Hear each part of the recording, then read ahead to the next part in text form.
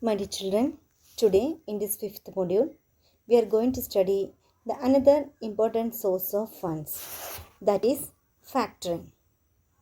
Factoring is a financial service under which the factor renders various services. The important services rendered by factors are: first one, discounting of bills. It may be with or without the recourse, and the collection of clients' debts. Under this factoring, the receivables on account of sale of goods or services are sold to the factor at a certain discount. The factor becomes responsible for all the credit control and the debt collection from the buyer and provides protection against any bad debt losses to the firm. There are two methods of factoring. They are recourse and non-recourse. Under recourse factoring, the client is not protected against the risk of bad debts. On the other hand, the factor assumes the entire credit risk under non-recourse factoring. That is, full amount of invoice is paid to the client in the event of the debt becoming bad. Then second service rendered by factor is providing information about the credit worthiness of the prospective clients. The factors hold large amount of information about the trading histories of the firm. This can be valuable to those who are using factoring services and can thereby avoid doing business with the customers having poor payment record.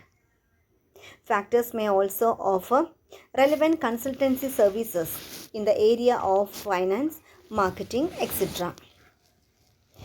The factor charges fees for the services rendered. Factoring appeared on the Indian financial scene only in the early 90s as a result of RBI initiatives.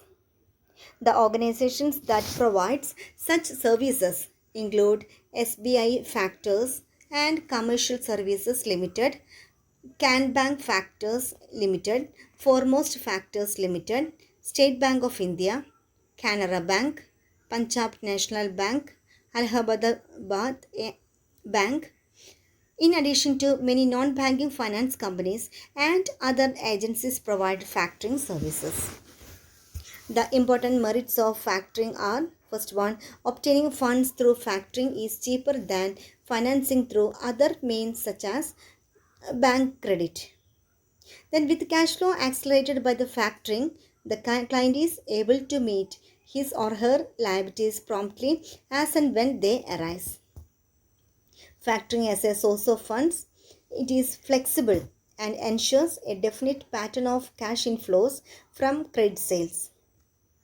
It provides security for a debt that a firm might otherwise be unable to obtain.